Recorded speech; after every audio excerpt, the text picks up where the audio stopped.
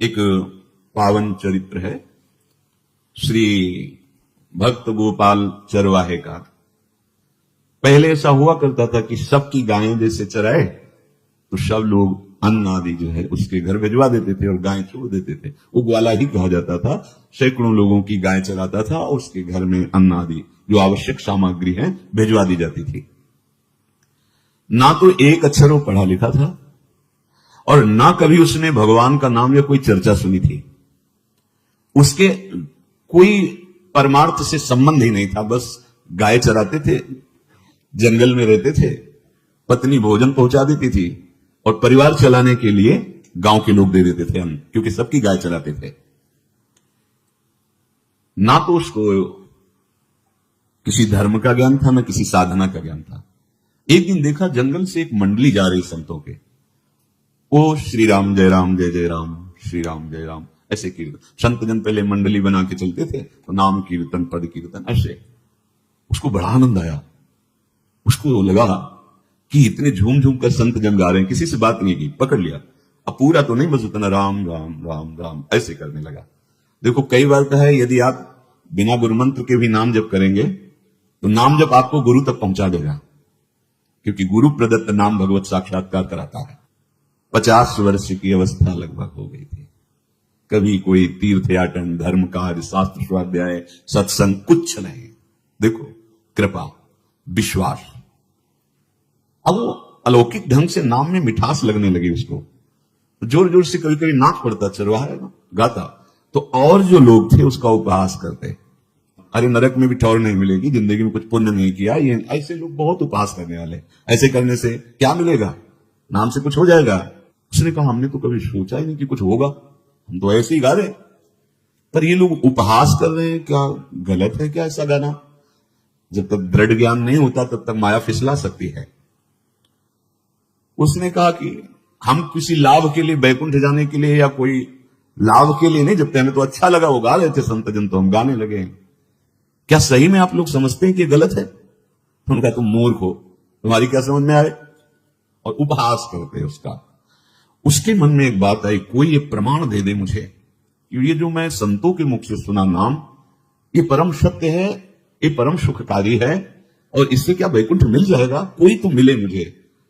और जब किसी के हृदय में ऐसी आकांक्षा होती है तो वही मिल जाते हैं जो सबके हृदय की जानते हैं। एक दिन उसने देखा जब लोग दिल्ली की हंसी मजाक कर रहे थे, उसी समय एक लंगोटी पहने हुए, हाथ में कमंडल और दंड धारण किए हुए कोई वीतराग परमहंस दौड़ा, चरणों में गिर गया।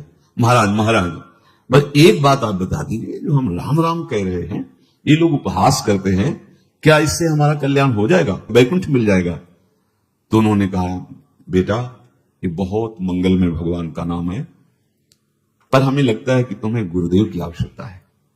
यदि तुम गुरु कृपा पात्र बन जाओ तो इन उपहास करने वालों की बातें तुम्हारे मन में नहीं लगेंगी और निश्चित तुम्हें भगवत साक्षात्कार हो जाएगा। तुम्हें पैर पकड़ लिया और कहा महाराज आप ही गुरु बन जाओ ना हमारे, आप ही हमें मंत्र दे दो। तो उन्होंने कहा हम तो तीर्थ यात्रा में हैं, ऐसा हम नहीं कर सकते, पर यदि तुम भगवान से प्रार्थना करोगे तो तुम्हारे कल्याण के लिए सदगुरु प्राप्त हो जाएगा।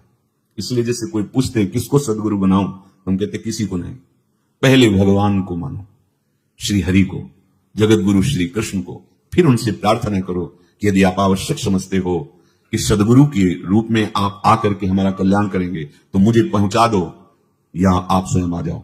मैं नहीं खोज कर पाऊंगा, मेरी वो दृष्टि नहीं है कि मैं किसी महापुरुष को पहचान सकूं। मैं तुमसे सत्य कहता हूं, सदगुरु की जो शरण में हो गया तो उसके जीवन नौका की डांट सदगुरु अपने हाथ में ले लेते हैं। फिर उसको कोई भय, कोई उपहास, कोई लज्जा नहीं सताती। वो सुखपूर्वक इस दुखद अपार संसार समुद्र से पार हो जाता है। पर बेटा तेरे ऊपर भगवान की बड़ी कृपा है, क्योंकि तू संतों को मानता है। तू मेरी बात पर विश्वास कर ले, अंदर से तू एकांत में रो, तुझे सदगुरु मिल जाएंगे। अब ऐसा कहकर वो अपने राह में चले तीर्थ यात्रा के लिए। अब वो खोजता, एकांत में बैठकर देखता, कभी कभी वो पेड़ पे चढ़ जाता कि कोई संत तो नहीं आ रहे हैं। अब उसके लिए वहां भोजन पहुंच जाता, पाता, गाय देखता और बस खोज करता कि सदगुरु आ जाए, सदगुरु आ जाए। बहुत समय व्यतीत हुआ, पर उसका विश्वास नहीं टूटा कि संत ने कहा था कि तुम भावना करो कि सदगुरु आ जाएंगे। भगवान सदगुरु बन करके आ गए, वही है सदगुरु। देखा सामने से बड़े तेजस्वी महात्मा, बड़े तीव्र गति से आ रहे, ओह दौड़ा, गुरुदेव गुरुदेव, चरणों में लौट गया। चरणों में जे ही गिरा तो बिजली सी दौड़ी उसके हृदय में। अब बात बन गई, गुरु मिल गए, वो खड़े हो गए। देखते ही सात्विक भाव उत्पन्न हो रहा है, आंसू निकलने लगे। देखते ही मन में आया कि जो संत कह रहे थे सदगुरु मिल जाएंगे, यही हमारे सदगुरु हैं। हृदय में उत्साह, आतुर आवाज, प्रभु मुझे भवसागर से पार करने वाला गुरु मंत्र दे दो।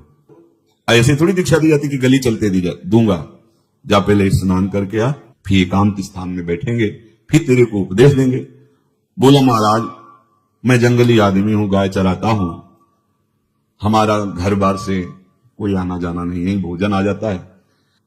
संत ने कहा अच्छा स्नान कर, स्नान करके आए। एक पेड़ के नीचे, भाई मैं तुझे कुछ नियम दूंगा, कुछ शर्त। तो महाराज गंवार आदमी है, ना हम आपका कोई नियम पालन कर पाएंगे, ना कोई व्रत पालन कर पाएंगे, ना कोई साधना कर पाएंगे। आप देख लो हमारी हालत, 50 साल का हूं, पढ़ा लिखा बिल्कुल नहीं, कोई धर्म कर्म नहीं जानता, गाय चराता हूं। मुझसे बहुत बातें नहीं सदेंगी, अगर एक कोई बात बता दो तो प्रण करता हूं जिंदगी में प्राण त्याग सकता हूं, पर एक बात कोई, एक नियम कोई दे दो। हमें बहुत नियम तो नहीं समझ में आएंगे, एक कोई बात बता दो कि ऐसा कर लेना और मंत्र जपना, तो हम प्राण त्याग सकते पर आपकी आज्ञा उल्लंघन, पर बहुत हम बातें नहीं मान पाएंगे क्योंकि हमारा इतना ज्ञान नहीं है। गोपाल के वचन सुन करके बहुत प्रसन्न हुए संत भगवान। एक नियम तुझे देता हूं, हमारे आराध्य देव श्री कृष्ण हैं, गोविंद हैं, आज से तुम्हारे आराध्य देव गोविंद के, हां श्री कृष्ण है। बिना उनको पवाए तुम्हें पाना नहीं है, बस यही तुम्हारे लिए नियम है। तुम्हारे पास जो आए, सूखी रोटी, दूध, छाछ, जो भी, बिना उनको पवाए पाना नहीं है। सीधा सरल आदमी। गुरुदेव प्राण चाहे चले जाएं, बिना उनको पवाए आज के बाद कभी जिह्वा पे कुछ नहीं जाएगा। ऐसा गुरुजन आदेश करते हैं वैष्णव मार्ग के पथिकों को कि जल भी बिना अर्पित किए मत पियो। अगर आप बिना अर्पित किए पीते हैं तो आपकी बुद्धि में इष्ट देव के प्रति ममत्व तो नहीं आ पाएगा, नहीं आ पाएगा। अब तो गोपाल नाच पड़ा कि गुरु मिल गए, गुरु मंत्र मिल गए और इष्ट का पहचान मिल गई। उसी समय घर से भोजन आया, कोई कभी चटनी रोटी, ऐसे बैठा एकांत वृक्ष के नीचे, आओ गोविंद भोग पाओ। अब गोपाल विचार में लगा कि आ तो रहे हैं ही नहीं, और गुरुजी ने कहा बिना पवाए पाना नहीं। पूरा दिन व्यतीत हो गया। गुरुजी कह रहे थे घट घट में विराजमान भगवान है, तो कहीं से भी प्रकट हो सकते हैं। तो अंदर मंत्र जपता हो, कहता आओ भगवान पाओ आके, नहीं आए। महाराज हमारे गुरुदेव ने आपका ध्यान जो बताया तो वैसे ही आओ, पाओ आकर के। रात्रि हो गई, देखा प्रभु नहीं आए तो भोजन उठाया, गाय को पवा दिया, तो बहुत सी गायें थी, भूखा रह गया। दूसरे दिन फिर भोजन आया, एक पत्ता तोड़ा, जल से छिड़का पत्ते को और भोजन रखा। भगवान को फिर पुकारा, आओ प्रभु। गुरुदेव ने आज्ञा की बिना आपको पवाए हम अपनी जबान में नहीं रख सकते। शाम हो गई, रात्रि हो गई, फिर गौ को दे दिया, नहीं पाया। अब एक तो 50 वर्ष की अवस्था और गौओं के पीछे दौड़ना और भोजन पाना नहीं, शरीर में सामर्थ्य धीरे धीरे कम होने लगी। तीसरा दिन, चौथा दिन, 5वां दिन, 6ठा दिन, 7वां दिन, दीनानाथ प्राण चाहे निकल जाए, हम गुरु की आज्ञा नहीं तोड़ सकते। अगर आप नहीं आएंगे तो भूखों मर जाऊंगा। पर हम ये बात देखो, ये बात चरवाहा है, कोई साधना पूर्व की नहीं। गौ सेवा के प्रताप से उससे संतों में प्रीति हो गई, नाम की कृपा से, गुरु की कृपा से नामी की प्राप्ति की चाह। ऐसे कई दिन व्यतीत होते हैं, अस्थि मात्र हो रहे शरीरा। पूछते कि क्या बात है, भोजन तो हम रोज लाते हैं, आप रोज लेते हैं, क्या पाते नहीं? आपका विषय नहीं। शिक्षा मिलती है यहां, अपने गुरु उपदिष्ट साधन को किसी से बताना नहीं चाहिए।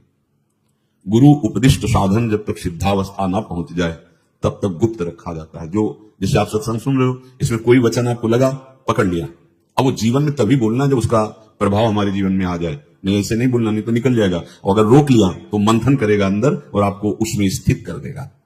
एक भी शब्द नहीं बताया, कि हमारी गुरु दीक्षा हो गई, गुरुजी ने कहा था पवा के पाना, और इतने दिन हो गए भगवान तो आ नहीं रहे, इसीलिए हम पा नहीं रहे, तो हमारी ये दशा है। देखो आज का समय ऐसा है कि प्रगट में सब इंद्रियों के पोषण की व्यवस्थाएं भगवान दी, चाहे गृहस्थ हो चाहे गृहस्थ हो, लेकिन क्या हमारे अंदर निष्ठा है ऐसी? सबरी जी जब उनके गुरुदेव पधारने लगे तो चरणों में रो के गिरे कि प्रभु इस पूरे विश्व में मुझ अधम को सिर्फ आप ही प्यार करने वाले हैं, आप ही ने दुलार करके मुझे रखा, नहीं सब जगह ठोकर मिलती, कोई भी संत महात्मा हमारी तरफ देखना नहीं चाहते, और प्रभु आप जा रहे हो, आप कैसे जीवन जानते हो क्या कहा? हम तो भजन के प्रभाव से भगवान के धाम जा रहे हैं बेटा, भगवान स्वयं चलकर तुम्हारे पास आए। सबरी जी बहुत वर्षों तक कभी गुरु के वचनों पर अविश्वास नहीं हुआ, क्यों कहते थे भगवान आएंगे, रोज पावड़े डालती हूँ, सोहनी लगा के दिल चिपकती हूँ, रोज बेन लगता है, फुसला तो नहीं दिया गुरु जी ने, नहीं, गुरु के वचन भगवान आएंगे, शायद ऐसा वर्णन की शास्त्र हजार वर्ष सोचो जरा, और भगवान आए और सबरी को निहाल किया। ऐसे हो गुरुदेव ने कहा भगवान आएंगे, जब तक वो ना पाएंगे तब तक हमने कहा कि, और उनका उद्देश्य अलग था कहने का कि आप भगवान को भोग लगा के पाइएगा और भजन कीजिएगा तो मंत्र के प्रभाव से तुम्हारे मानस पटल पर भगवान दिखने लगेंगे, ऐसा होता है। पर वो सीधा आदमी सीधा समझा, जब तक भगवान नहीं पाएंगे तब तक हमें नहीं पाना। 18 दिन बीत गए, कुछ ना खाना ना पीना। गोविंद भी देखते बाल भक्त ओम प्रकाश जी महाराज, यही अपने चामुंडा के पास से है, बहुत नामनिष्ठ महात्मा, बाल भक्तों में बहुत ही मानो प्रहलाद जी ही है, जैसे प्रहलाद जी नामनिष्ठ भगवान निष्ठ घट घट में भगवान को देखने वाले, ऐसे श्री ओम प्रकाश जी बाल भक्त। बड़े बड़े महापुरुष गए, हरि बाबा उड़िया बाबा सब, बस वो यही कहते हैं कि ये श्री कृष्ण का आदेश है। फिर शायद 50 के भी ऊपर दिन गए थे, ऐसे 70 दिन तक उस महापुरुष ने कुछ नहीं खाया, सशरीर अंतर्ध्यान हुए, आज समाधि उनकी बनी। जब महत्व भगवान का जग जाता है तो शरीर का महत्व नहीं। अच्छा, प्राणनाथ जब प्राणों का पोषण कर रहे हैं तो अन्न में भी तो प्राणनाथ की हिस्स दी हुई सकती है, तो बिना अन्न के भी उनका पोषण हो रहा है। पर ये भागवती का आदेश से, मनमानी करने से नहीं, मनमानी करने में फिर मार्ग रुक जाएगा। भगवान आदेश करते हैं अपनी वाणी से, युक्ताहार विहार से, उचित आहार विहार, वो तो भगवत आदेश होता है। 18 दिन बीत गए, 19वें दिन जब भोजन आया, पेट की आंतें सब सिकुड़ गई थी, वैसे ही 50 वर्ष के थे, आंखें धस गई थी, उठने की ताकत नहीं। पत्नी ने फिर कहा कि आप कुछ तो बताइए कि क्या आपको कोई रोग हो रहा है, आप भोजन नहीं पा रहे, मैं रुक जाऊं यहीं आपकी सेवा के लिए, या आप घर चलिए। कोई उत्तर नहीं, आप जाइए, हम ठीक है, ऐसा। फिर धीरे से पत्ता लाए, छिड़का, भगवान आओ, पाओ आकर के। शाम हो गई, फिर गाय को दे दिया, विचार कर लिया कि अब मरना ही है, मुझे जैसे अधम के पास भगवान तो आएंगे नहीं, वो तो भगवान है, पर मैं अपने गुरु के वचन नहीं तोड़ सकता, मर चाहे जाऊं। 27 दिन व्यतीत हो गए, एक कवल भी अन्न नहीं पाया, न चलने की शक्ति थी, न पत्ता लाने की शक्ति थी, न जल छिड़कने की शक्ति थी। जिस पात्र में भोजन लाई थी, लेटे ही लेटे खोला और कहा प्रभु मुझे पता है आप इस शरीर से नहीं मिलोगे, पर आप जान लो मैं अपने गुरु की आज्ञा का उल्लंघन नहीं करूं। ये मतलब जितने महान हुए हैं सब निष्ठाओं में निष्ठावान हुए हैं, अपने लोग फिसल भी हैं, जरा सा कोई दुख, जरा सा कोई सुख, फिसल जाते हैं। प्राण अनंत जन्मों की बिगड़ी 27 दिन क्या होते हैं, क्या होते 27 दिन? अनंत जन्मों का जमा कूड़ा करकट भगवान साफ कर रहे हैं। यस, जो तन्मयता, गुरु निष्ठा, जो प्राण भूख से व्याकुल, सब भस्म हो रहे हैं पाप अनंत जन्मों के। अनंत जन्म, जैसे हम सोचे कि भगवान इतने निर्दयी कैसे हैं, नहीं निर्दयी, आत्मा को कुछ फर्क नहीं पड़ता, और शरीर में जो किए हैं जन्म जन्मांतरों के, वो निष्ठा के कारण दुख नहीं पहुंचेगा। निष्ठावान को दुख नहीं पहुंचता, वो आपको दिखाई देगा दूर से, उसको दुख नहीं पहुंचता, क्योंकि निष्ठा का कवच है, वो कभी कोई भेद नहीं सकता। किसी भी माया के यंत्र में ताकत नहीं कि निष्ठा को भेद सके, उसी को निष्ठा कहते हैं, नहीं भेद पाए। 27वां दिन है, पति की दशा देख करके कहा स्वामी अब तो आप कहोगे भी तो मैं नहीं जाऊंगी, अब आपकी दशा, इशारे से कहा आज घर चली जा, क्योंकि उसको लग रहा था आज प्राण निकल जाएंगे, आज घर चली जा, फिर कल से जैसी तेरी आज चली जा। इशारे से बोलने की भी सामर्थ्य नहीं थी। गोपाल के आंसुओं की धारा चल रही, पड़े पड़े धीरे से खोला जो भोग है, और अंतस्थल, आज बोल भी नहीं पाए, अंतस्थल से कह रहे प्रभु अब चाहे आके पालो या लिवा जाके पवा देना, देख लो आप, आखिरी है, आके पालो या लिवा जाना, अपने यहां पवाना, क्योंकि हमारे यहां तो पाए नहीं आप। बड़े प्रेम से अंदर से आवाज आई, गोपाल खुली, क्योंकि बोलने की हिम्मत नहीं, ये अंदर से प्रार्थना की थी। गोपाल वो अमृतमय, गुरुदेव ने कहा था कि उनकी वाणी से अमृत बरसता है। एकदम आंख खुला, देखा वही पीतांबर, वैसे मोर मुकुट, वही मुरली, वही करधनी, वैसे नूपुर, वैसे ललित त्रिभंगी। गुरुदेव ने जैसा वर्णन किया था वैसा ही सुंदर रूप गोपाल के सामने। प्रभु मुखमंडल की मनोहरता देखकर निहाल हो गए, निहाल कर देंगे। थोड़ी पीड़ा सहना सीखो, सहत सहत बाढ़े भगति, ग्रह तन गुरु हितगार, ग्रह तन गुरु हितगार हार अपनी करिमा। सेवक जी कह रहे हैं, देखो ग्रह तन गुरु हितगार हार अपनी कर, तन मन प्राण गुरु वचनों पर न्यौछावर, जो भी सहना पड़े सहूंगा। मिल गए प्रभु, प्रभु दूर नहीं है, प्रिया प्रीतम बहुत कृपालु है।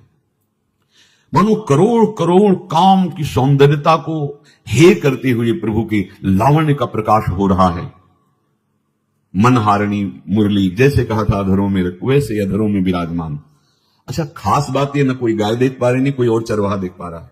ये भगवान, जैसे सभा में किसी से बात करें, भगवान किसी से मिले तो पास बैठा व्यक्ति भी नहीं देख पाएगा, ना जान पाएगा, क्योंकि प्राकृतिक इंद्रियां, प्राकृतिक शरीर, और वो चिदानंद में, वो तो जिसको दर्शन देंगे तो पहले दृष्टि प्रदान करते हैं। भगवान जिससे मिलते हैं पहले दृष्टि प्रदान करते हैं, तो गुरु रूप से दृष्टि प्रदान, ये जो अंतर में पुकारा ना, वो अंतर दृष्टि खुल गई, सामने देखा। इतना सुंदर विश्व मोहिनी भगवान श्री हरि का ललित त्रिभंगी रूप कि गोपाल की आंखें नहीं टिकी। इतना सुंदर रूप, आंखें भगवान के तेज के आगे बंद हो गई। जब भी बंद हुई तो देखा मानस पटल पर वैसे ही ललित त्रिभंगी। फिर खोला, देखा सामने भगवान मुस्कुराए, सामर्थ्य प्रदान की। देखो अर्जुन के साथ ही तो खेलते हैं भगवान सखा भाव से, रथाक रहे, लेकिन भगवान का विराट स्वरूप देखने की सामर्थ्य अर्जुन में थी क्या? दिव्य दृष्टि प्रदान की। फिर भी कांप रहे थे अर्जुन जी, भगवान की दिव्य दृष्टि संपन्न नेत्रों से उस विराट महिमा को देखकर कांप रहे थे अर्जुन। ये तो माधुर्य रूप प्रभु का है। उसने मानो इशारा किया प्रभु को कि हमारी सामर्थ्य में मैं सकिल कर आ जाऊं, नजदीक आप आ जाओ। आ गए, अपना माथा प्रभु के चरणों में रखा, आंसुओं से भगवान के चरणों का प्रक्षालन कर रहा। देखो गांव का गाय चराने वाला ग्वारा, जिसको कोई धर्म कर्म का ज्ञान नहीं, कोई भक्ति का ज्ञान नहीं, कोई शास्त्र का ज्ञान नहीं, भगवान ने फिर उसको उठाया और अपने हृदय, ज्यों हृदय से लगाया, अष्ट पुष्ट स्वस्थ सब, अंतर बाहर पूर्ण, कोई पीड़ा नहीं, कोई दुख नहीं, बिल्कुल तेजस्वी स्वरूप। भगवान की स्पर्श की मान सामर्थ्य है। बाली ने बहुत मारा ना सुग्रीव को, तो कर परसात सुग्रीव शरीरा, जे इस पर सारी पीड़ा गई। भगवान अमृत सावी है, भगवान दिव्य चिदानंद भाव देने वाले हैं। अब तो सुरमुनि वांछित प्रभु की छाती से लपटा हुआ है। ये ऐसा ना सोचो कि ये कहानियां हैं, ऐसा नहीं। ये सत्य विषय आप भी प्राप्त कर सकते हैं, इसी के लिए रोज सत्संग होता है। जब वो भगवान से लिपट कर छाती में अश्रु की बूंदे, तो भगवान ये था मान प्रपद्यन्ते, भगवान की अश्रु बूंदों से गोपाल का अभिषेक हो रहा है, मानो सुदामा मिलन हो रहा है। जैसे भगवान को दैन्य बहुत प्रिय है। तभी भाई जी महाराज कहते हैं पद में कि बुद्धिहीन बना दो हे भगवान, हमें बुद्धिहीन बना दो। ये जो बहुत बुद्धि चलती है ना, इसके लिए दौड़ भाग है। नहीं, सीधे प्रभु हमारे हैं, हम प्रभु के हैं। नाम जप आश्रय भगवत प्राप्ति निश्चित। भगवान बोले, प्यारे गोपाल अब तो रो मत, देख मैं तेरे प्रेम में पगी हुई है जो सूखी रोटियां हैं अभी पाता हूं।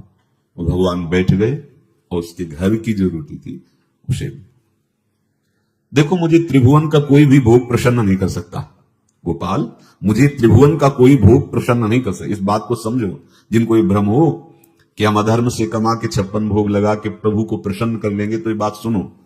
कह रहे मुझे त्रिभुवन का कोई भोग प्रसन्न नहीं कर सकता। मैं ऐसे ही अन्न की चाह रखता हूं, भगवान के वचन। जैसे दुर्योधन का महल का सब वैभव त्याग के स्वागत ठुकरा के और विदुरानी जी के हाथ का छिलका पाया। मैं ऐसे ही अन्न की चाह रखता हूं, भगवान कहते हैं, बलिहारी है। कभी प्यार से एकांत में रो के इनको पवाना सीखो।